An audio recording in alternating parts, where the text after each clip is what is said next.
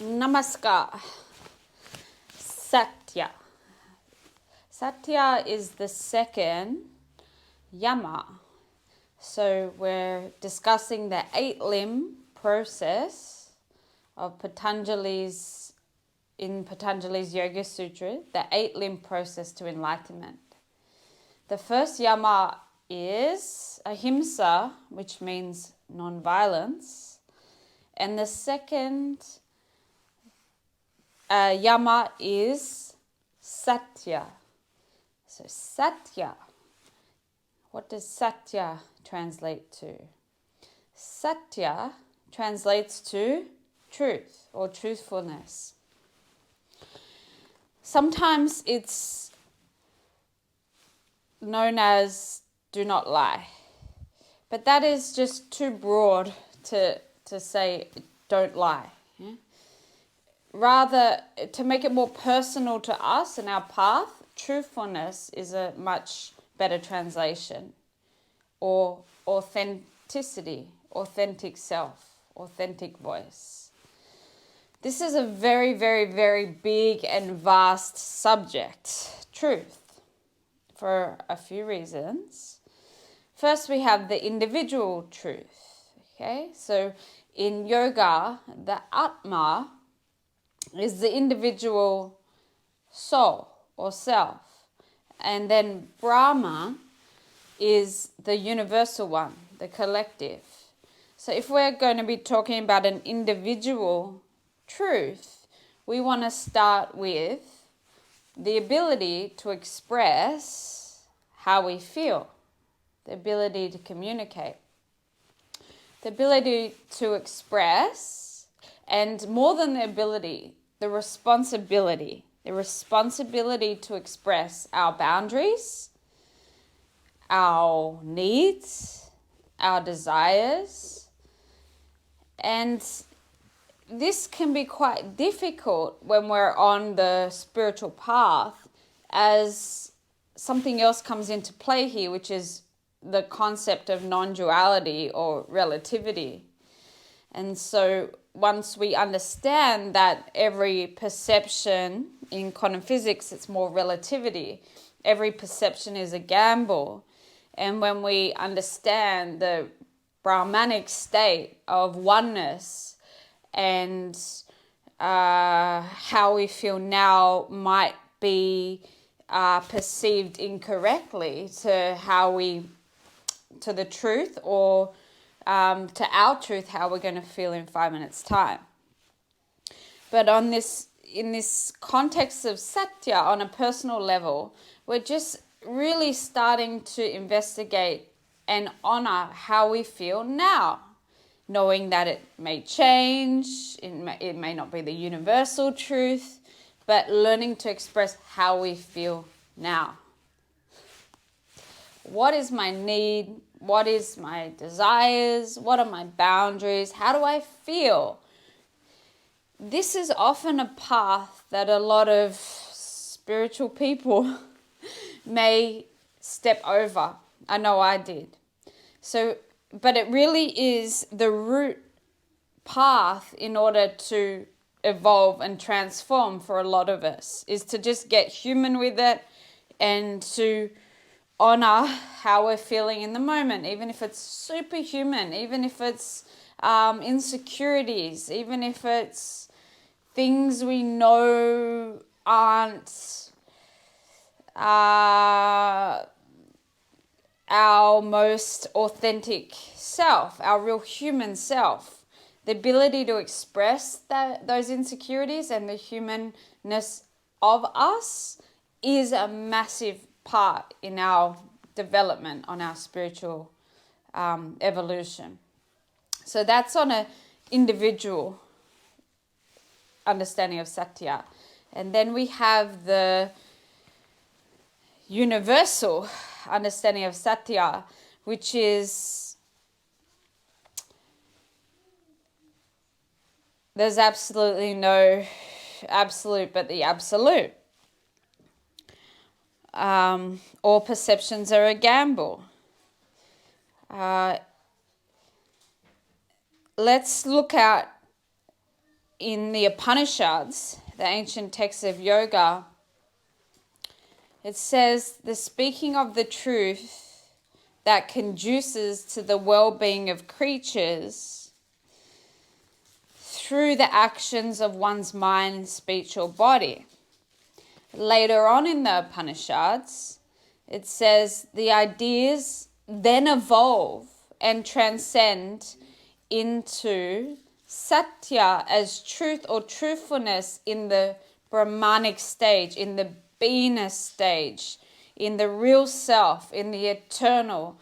So see how we start at a human level of truth and we don't skip that, expressing our own feelings, boundaries, needs, to then understand, as it said in the Upanishads, as it says in the Upanishads, the deeper truth of oneness, of beingness, of eternal energy, of immortality, of all perceptions are a gamble, of relativity, if we're looking at it in a scientific explanation. You may have heard of the mantra Satnam. In Kundalini Yoga, they use Satnam as the mantra.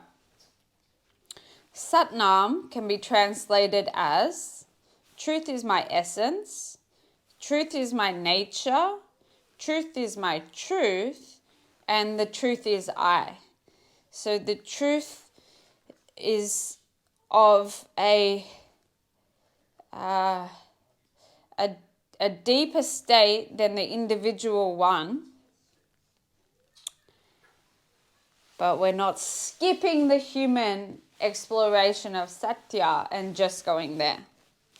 In the Yoga Sutras, truth means alignment with oneself, with reality. When we align ourself with reality, we're speaking our truth.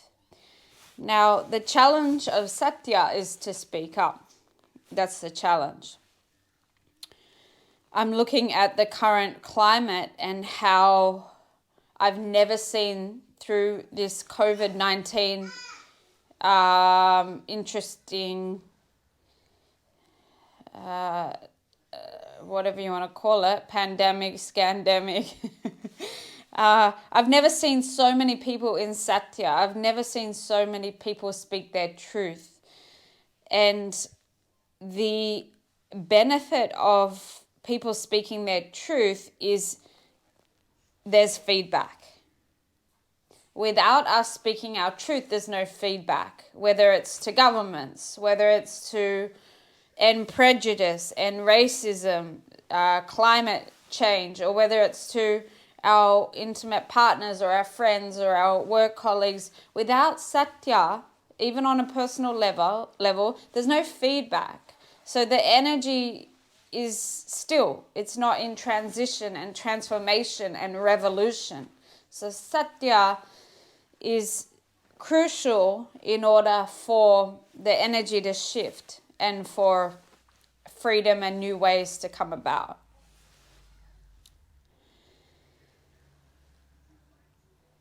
The truth of reality in the Brahmanic stage, in the Brahman state, really is, I don't know. So it's such an interesting play of expressing how we feel and then going into the deeper state of consciousness and seeing that truth in that high state of consciousness is the affirmation, I don't know. In the highest light, I don't know.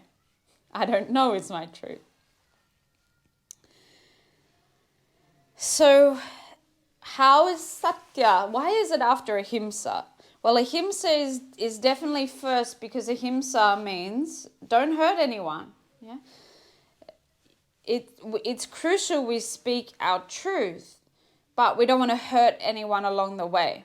So how do I communicate in a non-violent way in order to do the important work of speaking our truth and not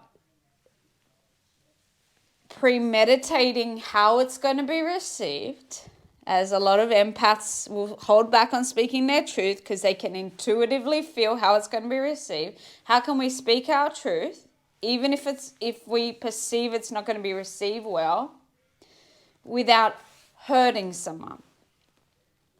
And the key is non-violent communication. For me, this is quite a test, because when I'm calm and chilled, I don't feel that I need to express such Satya. I feel I need to express Satya more when there's a heated energy in my body, when it feels like there's more of a cause. So non-violent communication, the path is for us to say, I feel, or my experience is.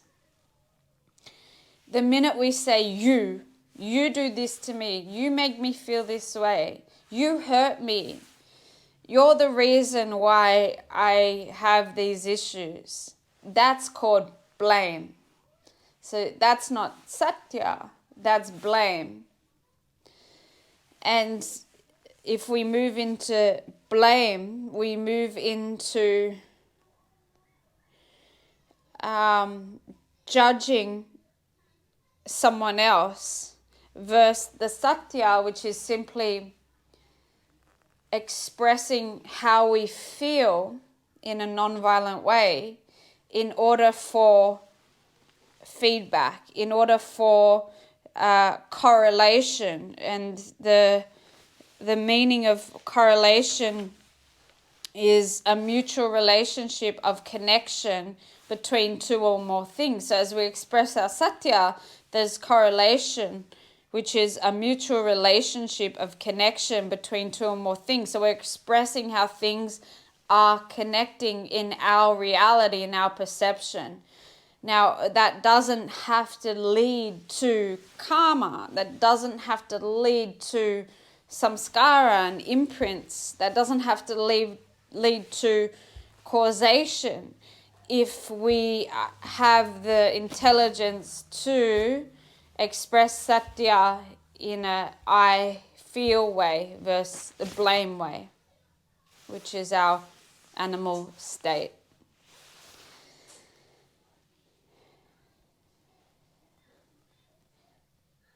When we tell people how we feel, it gives others the ability to evolve.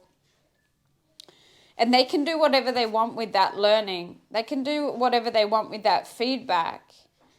So sometimes if you have the personal lie of, I'm a people pleaser, I don't want to hurt anyone, we can perceive that this is going to hurt them, and we can stop the important lesson being shared, one, to heal our body.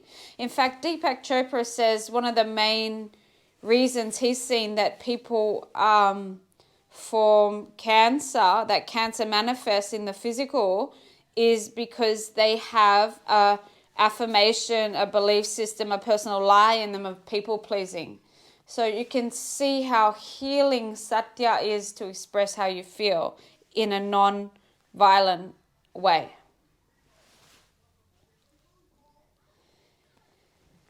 Now the thing is, only when we are fully woke can we truly be truthful. So until that happens, we can work towards it. We can work towards the truth, but I can only see the truth here in my level of consciousness. Not until my heart opens more, not until there's more clarity of my true essential nature can I really speak the truth. Until then, I'm on the path to truth, and it starts with, I feel this way.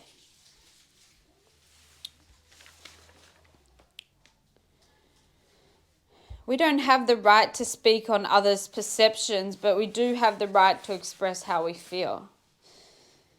And so this is it for us all, especially a big lesson for myself. Let's get really human with it, just base level Satya. I feel this way. In this moment, this is how I feel. These are my boundaries, these are my needs, these are my desires. And let's see how that then transforms. Namaskar.